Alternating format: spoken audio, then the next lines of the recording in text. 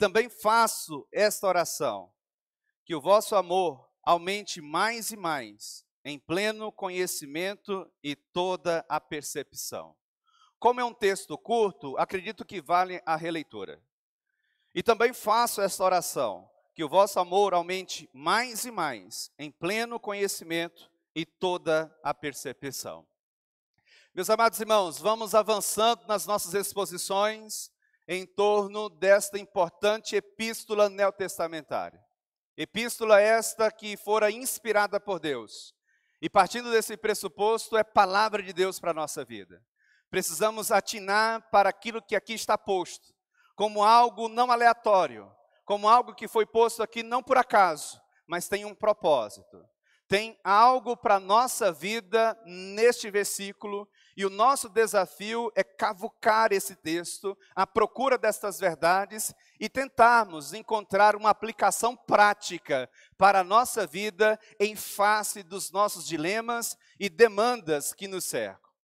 No último encontro em que nós estivemos juntos, neste mesmo salão de culto, o texto analisado foi o texto de Filipenses, capítulo de número 1, versículos de número 7 e 8. E naquela ocasião o tema que nos orientou foi Paulo e os Filipenses, uma relação fundamentalmente fraternal. Algumas lições foram captadas naquele encontro, dentre elas, a primeira, Paulo e os Filipenses tinham uma relação fraternal fundamentada no afeto. Versículo 7, primeira parte. Ocasião em que nós destacamos que havia uma relação de respeito. Não uma amizade fantasiosa, mascarada, hipócrita, mas uma amizade genuína entre Paulo e a igreja dos Filipenses. E isto, por sua vez, mostra-se na relação entre Paulo e aquela igreja, em especial, fazendo-se daquela igreja a maior parceira do ministério do apóstolo Paulo em sua jornada ministerial. A segunda importante verdade destacada naquela noite, Paulo e os Filipenses tinham uma relação fraternal fundamentada no compartilhamento do sofrimento pelo Evangelho. Versículo 7, segunda parte. Aqueles amados irmãos, tanto Paulo quanto a igreja dos Filipenses estavam dispostos a, se necessário fosse, darem a vida por amor ao Evangelho de Cristo Jesus. Terceira importante verdade destacada naquela noite, Paulo e os Filipenses tinham uma relação fraternal fundamentada na defesa, apologia ou apologia e confirmação, bebaioses do Evangelho. Aqueles irmãos, tanto Paulo quanto a igreja dos Filipenses, não mediam esforços em defender e confirmar a boa mensagem do Evangelho. Muito mais do que com palavras, com as suas ações, as ações de suas mãos, as reações de suas mãos, as ações e reações do trilhado dos seus próprios passos. Em quarto lugar, naquela noite nós vimos, Paulo e os Filipenses tinham uma relação fundamentada na coparticipação da graça, versículo 7, última parte. E vimos que todo o nosso esforço será em vão se a graça de Deus não nos antecipar e trabalhar nas obras das nossas mãos, no trilhar dos nossos passos e for adiante da nossa vida nos conduzindo. Eu e você poderemos ter as melhores boas intenções. Tudo isso se tornará vão e fútil se a graça de Deus não estiver atuando sobre todos nós. E por fim, em quinto lugar, Paulo e os Filipenses tinham uma relação fraternal, fundamentada nas ternas misericórdias de Cristo Jesus. Misericórdia esta, tal como apontada no versículo número 8, aponta mais precisamente para a compaixão de Deus. Misericórdia é a junção de duas palavras, miserê, de miséria, podridão, e cardia, coração.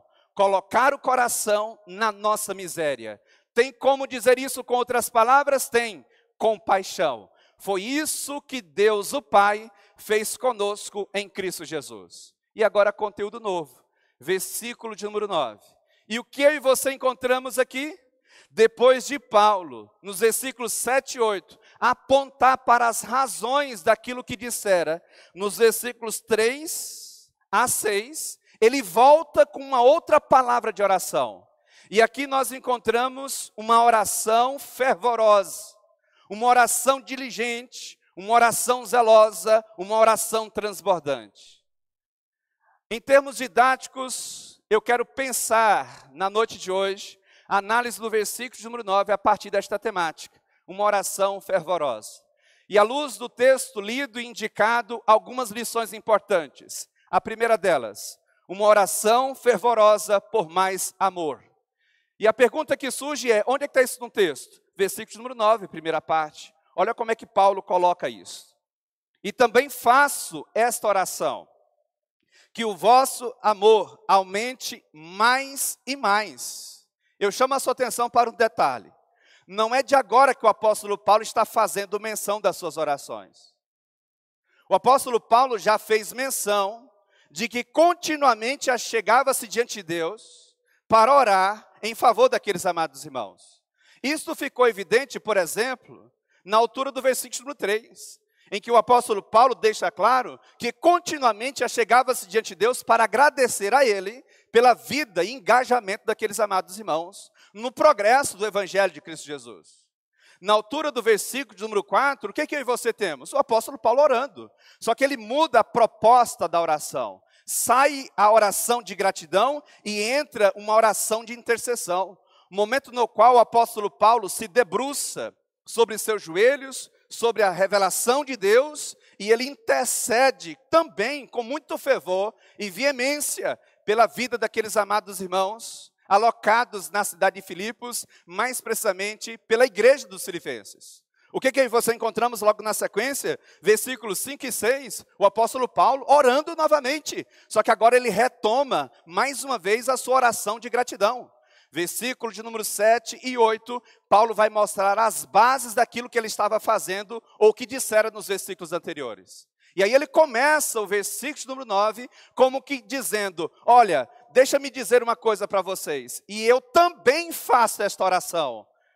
Ou seja, eu não somente faço as orações já mencionadas, eu não somente apresento o que eu já disse diante de Deus em favor de vocês, mas eu também continuamente me achego diante de Deus para fazer esta oração, ou este tipo de oração. E aí a pergunta que surge é, que oração é essa, Paulo? Aí ele menciona, versículo número 9, que o vosso amor aumente mais e mais. Um amor transbordante, que transborda, um amor que mostra ser transbordante. Em outras palavras, esse tipo de amor jamais poderá ser experimentado se não for através de Cristo Jesus. O amor em destaque que o apóstolo Paulo aponta é o amor que nos constrange. É o amor que quando eu e você temos acesso, e sobre a qual eu e você estamos erguendo a nossa vida, nós somos desafiados continuamente a uma mudança de vida. Eu e você, na medida em que nós vamos sendo transbordados deste amor, inevitavelmente vamos perdendo o interesse pelas coisas do mundo, pelos prazeres mundanos que nos cercam, e somos inevitavelmente ligados cada vez mais à pessoa de Deus o Pai, através do Filho Jesus Cristo, por meio da atuação do seu Santo Espírito que age em nós e através de nós. Chama a sua atenção para um detalhe. Este amor transbordante era o alvo também das orações do apóstolo Paulo. O apóstolo Paulo poderia dizer alguma coisa do tipo, e eu oro, e eu também faço esta oração. Qual, Paulo? Por mais proteção. Afinal de contas, vocês estão debaixo de intensas perseguições.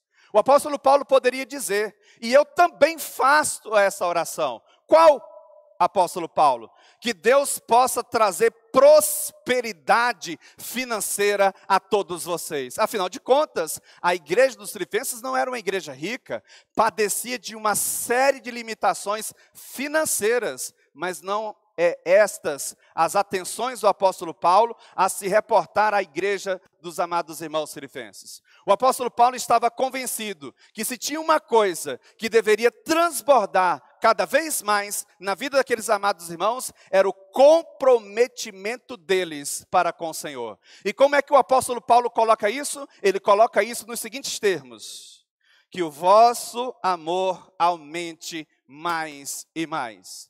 É impossível, meus amados irmãos, experimentarmos deste amor transbordante e ainda assim continuarmos conduzindo a nossa vida do nosso jeito, ao nosso bel prazer ou segundo os ditames deste mundo. Todos aqueles que um dia, de forma direta ou indiretamente, experimentaram deste amor sempre crescente, nunca mais fora o mesmo. No passado não muito distante, já disse isso em outras ocasiões, no contexto dessa igreja, certo puritano disse: depois que eu conheci a Cristo Jesus, nunca mais eu pequei em paz. É impossível eu e você experimentarmos deste amor genuíno e transbordante, que só pode ser experimentado por aqueles que estão em Cristo Jesus e permanecer como se nada tivesse acontecido. Quanto mais eu e você navegamos nestas águas, quanto mais eu e você crescemos no amor de Deus, revelado em Cristo Jesus, mais intimidade com Deus nós vamos tendo, e menos intimidade com o mundo e seus prazeres também vamos tendo. Tentando ser mais claro, um dos pedidos mais importantes que um pastor pode fazer para a sua igreja é este. Este qual, pastor? Que o vosso amor aumente mais e mais. Uma oração fervorosa, uma oração genuína. Nem todas as nossas orações são ouvidas. Por que não? Bem destacar a Tiago, porque muitas das nossas orações, elas estão envolvidas por sentimentos escusos, que não são aprovados por Deus. Como é que eu sei que a minha oração, ela será ouvida pelo Senhor? Se a minha e a tua oração estiver submissa à vontade de Deus para com você, ou para comigo, ou para conosco. Tentando ser mais claro, certamente este é o tipo de oração que Deus responde e responde com prazer. Porque é um tipo de oração que a resposta vai nos conduzir de modo inevitável para cada vez mais um relacionamento fino, afinado e estreito com o grande Criador e sustentador da nossa vida. Primeira característica dessa oração, na altura do versículo número 9, uma oração fervorosa por mais amor. Amor que nos constrange, amor que nos impulsiona a uma mudança de vida. Talvez aqui esteja uma das razões pelas quais muitos, no decorrer da caminhada cristã, não evoluíram, não cresceram. Cresceram em outras áreas, mas não cresceram na intimidade com Deus. Por que não? Porque faltou este tipo de crescimento, o crescer no amor de Deus mais e mais. Segunda importante verdade destacada na noite de hoje, uma oração fervorosa por mais amor em pleno conhecimento. Onde é que está isso no texto? A sequência do versículo número 9. Olha o que disse o apóstolo Paulo. E também faço esta oração, que o vosso amor aumente mais e mais em pleno conhecimento. Calvino, nas suas Institutas, disse algo interessante no seu primeiro volume. A verdadeira sabedoria de Deus está no conhecimento que podemos ter acerca do ser de Deus e no conhecimento que podemos ter de nós mesmos. Quanto mais nós conhecemos a Deus, mais nós descobrimos que Ele é santo, perfeito, justo, reto, soberano, o Deus que é todo-poderoso, onipotente, onisciente, onipresente, e os adjetivos e atributos seguem a eternidade adentro. E quanto mais nós nos conhecemos, nós descobrimos que nós somos limitados, pecadores, frágeis, totalmente dependentes, e estes adjetivos também seguem eternidade adentro. A verdadeira sabedoria está em conhecer a Deus e nos autoconhecer. Quanto mais nós conhecemos a Deus, mais nós descobrimos que nós precisamos dEle. Quanto mais nós conhecemos a nós mesmos, mais nós também descobrimos que precisamos dEle.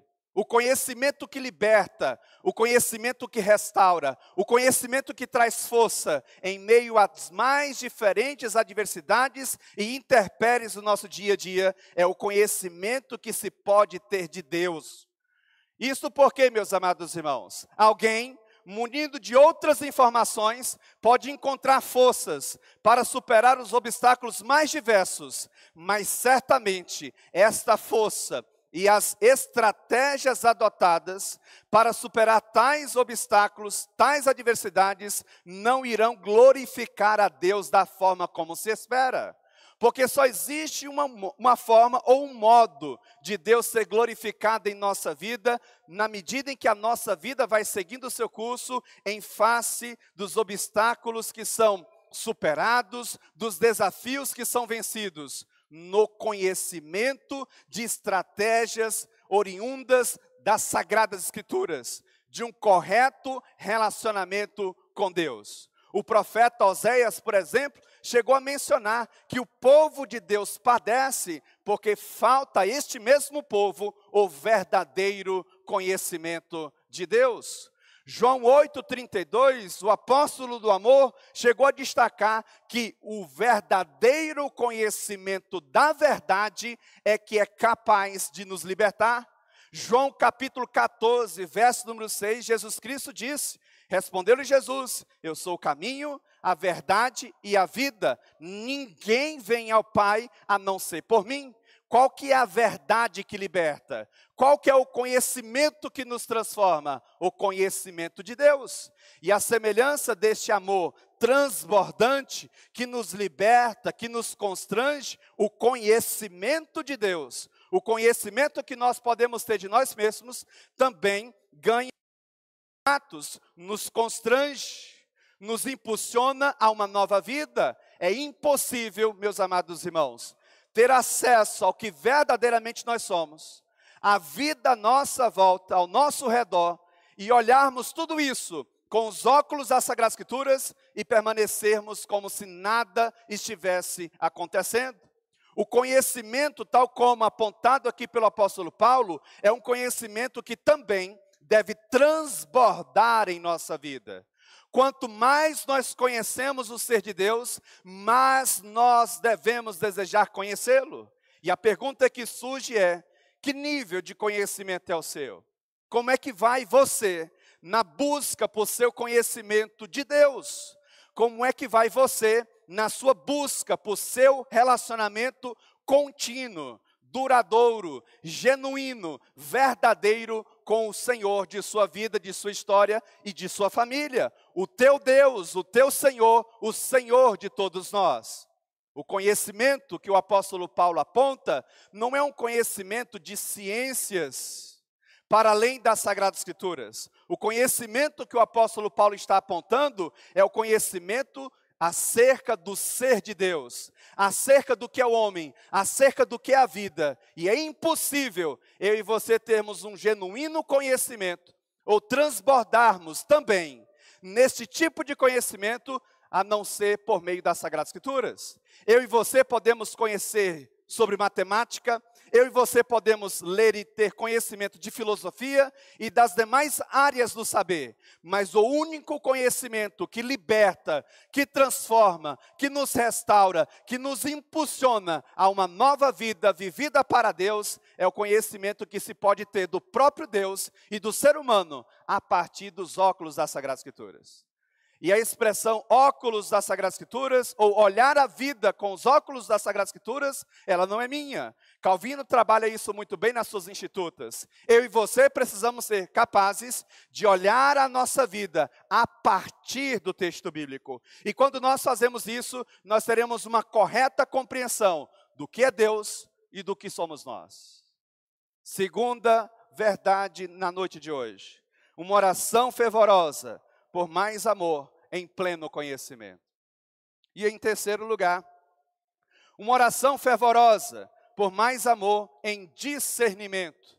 Pergunta, onde é que está isso no texto? Última parte do versículo número 9. Olha o que diz o apóstolo Paulo. E também faça esta oração, que o vosso amor aumente mais e mais em pleno conhecimento e toda a percepção. A palavra percepção, que aparece aí no final do versículo 9, ela também pode ser traduzida por discernimento. E aí a pergunta que surge é, o que é discernimento? Discernimento é a capacidade que eu e você temos de julgar com equilíbrio. O que é discernimento? A capacidade de julgar com equilíbrio. O apóstolo Paulo está convencido de que havia muitos falsos mestres no interior da igreja em Filipos. Era uma igreja que estava debaixo de intensas perseguições, enfrentando disputas internas, assolações das mais diversas, adversidades as mais intensas. Se tinha uma coisa que eles também precisavam, era de discernimento. O discernimento, que é a capacidade de julgar com equilíbrio, nos leva a aprovar aquilo que Deus aprova e a reprovar o que Deus reprova. Nos dias de hoje, estamos assistindo cada vez mais uma inversão de valores. Estamos assistindo, portanto, cada vez mais a aprovação de coisas que são reprovadas por Deus e a reprovação de coisas que são aprovadas pelo Senhor. Na altura do nosso discernimento, a pergunta que surge é: o que eu e você estamos fazendo da nossa vida? O que é que você tem aprovado? O que é que você tem reprovado? Como está você na noite de hoje? Como está a condução da tua história na noite de hoje? Cuidado, se tem uma das coisas que aqueles amados irmãos precisavam experimentar e experimentar com intensidade dentro de uma relação sempre crescente, era de toda a percepção. Em outras palavras, de discernimento, a capacidade de julgar com equilíbrio. E faz todo sentido essa oração do apóstolo Paulo. Por quê? Por causa do contexto de animosidades nas quais, ou no qual, estava inserido a igreja dos Filipenses. Qual que é o teu contexto? Qual que é o cenário de vida na qual você está inserido? Qual que é o cenário de vida na qual você está inserida? Não perca de vista que eu e você e eu, juntos, nós precisamos de discernimento espiritual. É o discernimento espiritual, por exemplo, que nos leva a, em face de uma notícia ruim, entender que Deus também pode estar por detrás, não somente dos nossos dias bons, mas também dos nossos dias maus. É o discernimento espiritual que nos faz tomar um caminho e não outro. É o discernimento espiritual que nos leva, por exemplo, num determinado período do dia. As circunstâncias não estão saindo ou se mostrando dentro do esperado. O discernimento espiritual nos leva a orar. O discernimento espiritual nos traz a sensibilidade, aquele toque especial no nosso dia a dia, nos impulsionando, por exemplo, a abrir as Sagradas Escrituras em determinada porção, e ali gastar talvez 5, 10 minutos, o suficiente para sermos fortalecidos, sendo preparados para o que virá a seguir. O discernimento espiritual nos faz fazer escolhas que talvez sem ele nós não tomaríamos. O discernimento espiritual nos faz optar por caminhos, às vezes, ruins, difíceis, não muito agradáveis. O discernimento espiritual nos faz aprovar aquilo que os homens, sem discernimento, iriam reprovar. Por exemplo, é o discernimento espiritual que nos impulsiona, ou que nos impulsiona a estarmos juntos na noite de hoje. É o discernimento espiritual que nos impulsiona a orarmos continuamente. É o discernimento espiritual que nos impulsiona a continuamente estarmos lendo as Sagradas Escrituras. É o discernimento espiritual que continuamente nos impulsiona a abrirmos mão dos nossos pecados. É o discernimento espiritual que, por exemplo, quando o pneu do seu carro fura, te faz entender que lá por detrás estava a boa mão de Deus te trazendo o livramento. É o discernimento espiritual que nos faz ver, em meio às mais diferentes adversidades, tempestades, tribulações, a boa mão de Deus nos guardando. É o discernimento espiritual que nos faz, em meio aos dias mais difíceis da nossa vida, encontrarmos forças para agradecermos a Deus. O apóstolo Paulo, por exemplo, na altura do versículo 3, ele diz que agradecia a Deus continuamente. E Paulo estava preso, acorrentado a um soldado romano, numa prisão domiciliar em Roma. Ele podia ser morto a qualquer instante. Ainda assim ele encontrava forças para agradecer. Por quê? Por causa do discernimento. Ele sabia que a sua vida não era um barco à deriva em alto mar, sem rumo, sem direção. Deus estava no controle da sua vida. Terceira importante lição na noite de hoje. Uma oração fervorosa por mais amor em discernimento. Que Deus dê a você a capacidade, que Deus dê a mim a capacidade de aprovar o que precisa ser aprovado, de reprovar o que precisa ser reprovado. Não percamos de vista, meus amados irmãos, o certo continua sendo certo e o errado continua sendo errado. A nossa geração considera o certo como errado e o errado como certo, porque falta o discernimento, a capacidade de julgar com equilíbrio. É o discernimento, meus amados irmãos, que nos faz romper determinadas relações. É o discernimento que nos faz romper determinados negócios. É o discernimento que nos faz mudarmos de cidade, de emprego, de região. É o discernimento espiritual, a capacidade de julgarmos com equilíbrio, que vai nos dando os apontamentos pertinentes, necessários para a nossa vida. E entenda que por causa do discernimento espiritual, que Deus talvez te dará nesta noite, ou no decorrer desta semana, você vai precisar fazer coisas que, humanamente falando, os homens ao seu redor diriam que não fariam. O discernimento espiritual pode nos levar a, por exemplo, ao sacrifício. Ao sacrifício em que sentido, pastor? Ao sacrifício da nossa própria vida. O discernimento espiritual fez com que o apóstolo Paulo dissesse, mais precisamente na altura do versículo número 7. Aliás, é justo que eu assim pense de todos vós, porque vos trago no coração, seja nas minhas algemas. O discernimento espiritual, na perspectiva do apóstolo Paulo, o fazia estar disposto a, se necessário fosse, dar a própria vida em favor do evangelho. O que o teu discernimento espiritual tem apontado para você? O que você precisa fazer que você ainda não fez?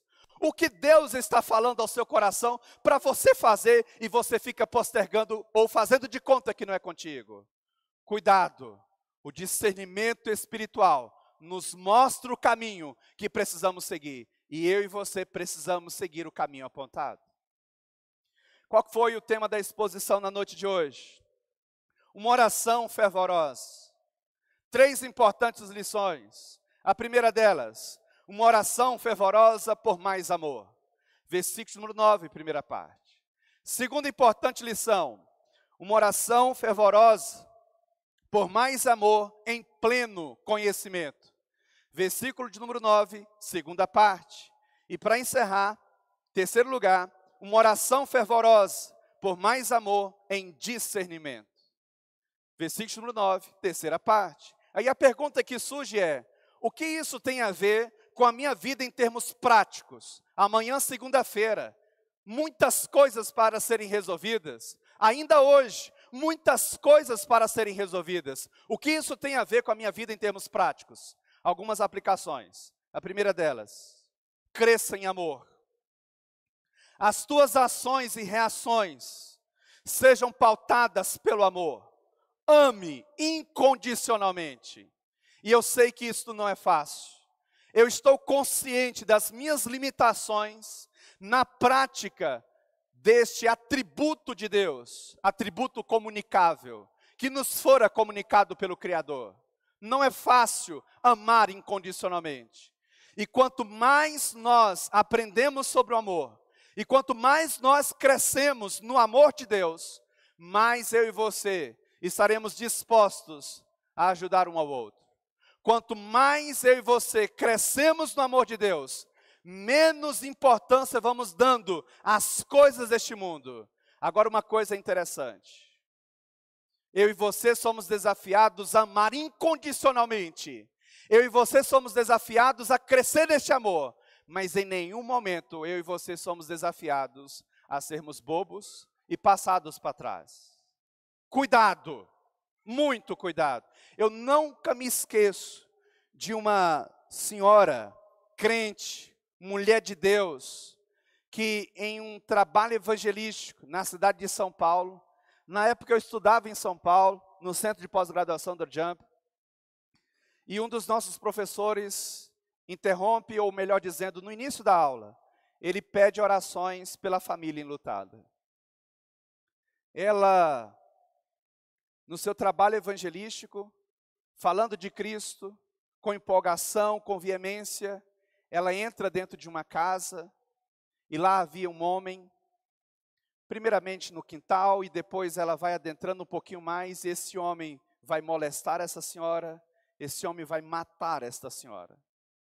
Cuidado, eu e você precisamos demonstrar amor, eu e você precisamos sermos transbordantes na prática deste amor, mas sejamos prudentes.